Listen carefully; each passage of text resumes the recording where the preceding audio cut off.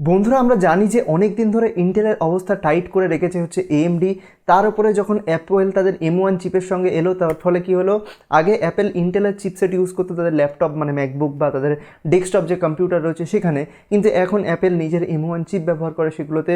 সেজন্য ইন্টেল কিন্তু অনেক জায়গা থেকে ডিফিট হচ্ছিল, ইন্টেলের ওপর অনেক ধরনের বাধা আসছিল, কিন্তু ইন্টেল সেই সমস্ত বাধা অতিক্রম করে তাদের 12th জেনারেশন লঞ্চ করেছে। এরপর একটা দুর্দান্ত নিউজ পাওয়া যাচ্ছে যে ইন্টেল এবার 3 ন্যানোমিটারের টেকনোলজির সঙ্গে আসতে চলেছে। মানে ইন্টেল অনেক দিন ধরে শুনছি আমরা 14 nanometre plus plus plus plus করে যাচ্ছে, অবশেষে 10 ন্যানোমিটার, এবং তারা নাকি এবার 3 ন্যানোমিটার টেকনোলজির উপর আসতে চলেছে। এর ব্যাপারেই আজকের এই ভিডিওতে দুর্দান্ত নিউজ দেওয়া হবে, কবে আসতে চলেছে সমস্ত ডিটেল এবং কার সঙ্গে কীভাবে কম্পিট করবে তার ব্যাপারে সমস্ত তথ্য আজকের এই ভিডিওতে পেয়ে যাবেন। খুবই ইন্টারেস্টিং ভিডিও হবে, ভিডিওটা দেখবেন পুরোটা, আশা করছি আপনাদের ভালো লাগবে।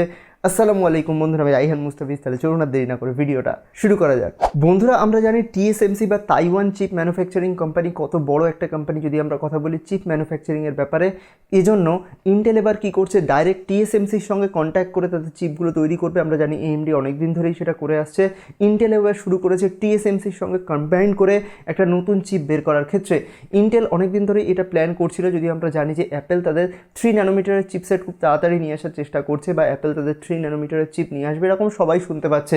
কিন্তু ডিসেম্বরের মাঝামাঝি সময় ইন্টেলের বিশেষ কিছু মানে যারা ইন্টেলে কাজ করে, বিশেষ কিছু কর্মচারী বলতে পারেন, বিশেষ কিছু মেম্বার বলতে পারেন ইন্টেলের, তারা কি করেছে, TSMCর সঙ্গে একটা চুক্তি করেছে এবং TSMCতে তারা ঘুরে দেখেছে, তারা তাইওয়ানে গেছিলো এবং দেখেছে যে কীভাবে ইন্টেলের নতুন যে চিপসেটগুলো আসবে বা ইন্টেলের নতুন যে প্রসেসরগুলো আসতে চলেছে সেগুলোতে কীভাবে 3 ন্যানোমিটারের টেকনোলজি ইউজ করা যায় তার ব্যাপারে কিন্তু তারা খতিয়ে দেখছে এবং চেষ্টা করছে ইন্টেলও খুব তাড়াতাড়ি 3 ন্যানোমিটারের টেকনোলজির সঙ্গে চিপ আনার ব্যাপারে বা 3 ন্যানোমিটারের প্রসেসর আনার ব্যাপারে তারা চেষ্টা কিন্তু করছে। TSMC কী করেছে, দক্ষিণ তাইওয়ানে ফ্যাব 14 যে N3 টেকনোলজি রয়েছে, যার ফলে 3 ন্যানোমিটারের চিপসেট তারা যাতে বানাতে পারে সেই N3 টেকনোলজিকে ইউজ করে তারা কিন্তু 3 ন্যানোমিটারের উপর কাজ করা শুরু করেছে, যেটা আপনারা দেখতে পাবেন অ্যাপেলের যে M1 চিপসেট রয়েছে তার মধ্যে।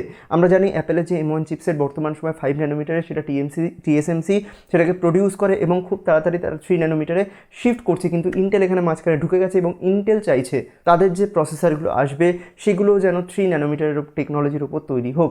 এই জন্য কিন্তু ইন্টেল ব্যাপকভাবে সেখানে চেষ্টা চালিয়ে যাচ্ছে। আপনাদের কিন্তু এখানে বিশাল বড় একটা ফায়দা হতে পারে, আপনারা performance boost as well as আপনাদের যে ইলেকট্রিসিটি কনজামশন সেটাও কিন্তু কমে যাবে, এর ফলে কিন্তু আপনারা ব্যাপকভাবে সুবিধা লাভ করতে পারবেন।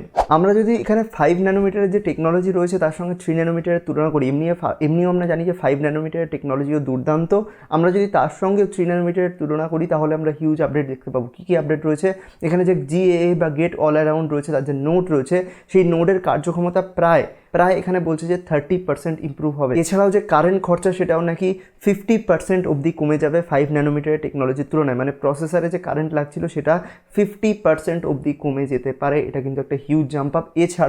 এছাড়াও বলছে যে 35% অবধি জায়গা সেভ হবে, মানে কম জায়গাতে বেশি জিনিস ধরানো যাবে আর কি। যত ন্যানোমিটার ছোট তার ফলে কী হবে, কম জায়গায় বেশি জিনিস ধরানো যাবে, কারণ এখানে ন্যানোমিটার ছোট করা রয়েছে। 3 ন্যানোমিটারে কিন্তু 5 ন্যানোমিটারের থেকে 35% বেশি স্পেস সেভ হবে, এটাও কিন্তু কথা বলা হচ্ছে। এছাড়াও আপনাদের বলে দিই যে ইন্টেলের যে আগামী মেটিওর লেক আর্কিটেকচারের উপর বেস্ট যে প্রসেসর আসতে চলেছে সেখানে TSMC 3 ন্যানোমিটারের টেকনোলজি প্রোভাইড করবে, মানে TSMC চিপসেট সেখানে ইউজ করা হবে যেটা 3 ন্যানোমিটারের টেকনোলজির উপর বেস্ট।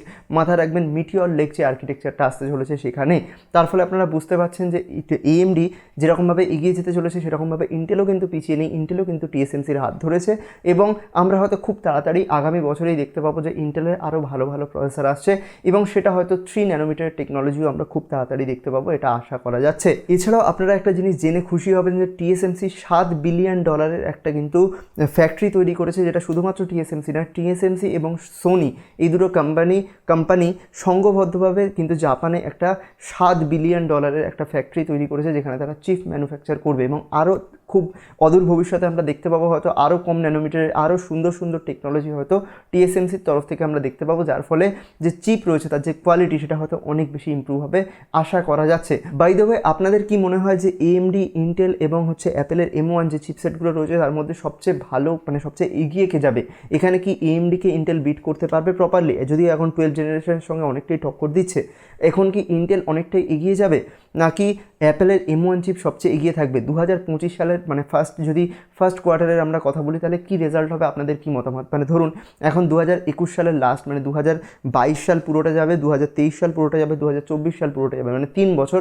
তারপরে 4 নম্বর বছর যখন 2025 সাল আসবে, তখন 2025 সালের ফার্স্ট মান্থে মানে ধরুন জানুয়ারি মাসে, তখন কোন কোম্পানির কী অবস্থা হবে আপনার কি মনে হয়? প্রথম কথা, আপনার কাছে অপশান রয়েছে, তখন সবচেয়ে এগিয়ে যাবে কে, অ্যাপেল, নাকি তখন সবচেয়ে এগিয়ে যাবে ইন্টেল, নাকি তখন সবচেয়ে এগিয়ে যাবে হচ্ছে AMD? আপনাদের কি মতামত? নাকি নতুন কোনো কোম্পানি এখানে আসতে পারে? আমার তো মনে হয় নতুন কোম্পানি হয়তো বা আসতে পারে, কিন্তু না আসার চান্সটাই বেশি এখানে। আমার মনে হয়, আমার যদি মতামত আমি বলি, আমার মনে হয় ইন্টেল আবার আগের জায়গায় ফিরিয়ে পেতে পারে, আবার হতে পারে AMDও সেখানে বিট করে দিল, আবার হতে পারে অ্যাপেল তাদের নতুন কিছু নিয়ে চলে আসতে পারে, কারণ অ্যাপেল আমরা জানি বরাবরই টক্কর দিয়ে আসছে। সেজন্য আপনাদের কি মতামত সেটা কিন্তু অবশ্যই নিচে কমেন্ট করে জানাবেন। বাই দ্য ওয়ে, আজকের এই ভিডিওটা যদি ভালো লাগে একটা লাইক করে দেবেন, কারণ আপনারা এই ভিডিওটাকে যদি লাইক করেন আরও এরকম পিসি রিলেটেড কন্টেন্ট আপনারা পেতে পারবেন, কারণ এই ভিডিওটা আরও অনেক মানে মানুষের কাছে পৌঁছে যাবে, যার ফলে আমি মোটিভেটেড হবো আরও বেশি ভিডিও বানানোর জন্য। সেজন্য ভিডিওটাকে অবশ্যই একটা লাইক করে দেবেন। দেখা হবে এরকম একটা ইন্টারেস্টিং টেক ভিডিও নিয়ে, ততক্ষণের জন্য গুড বাই, আলবিদা।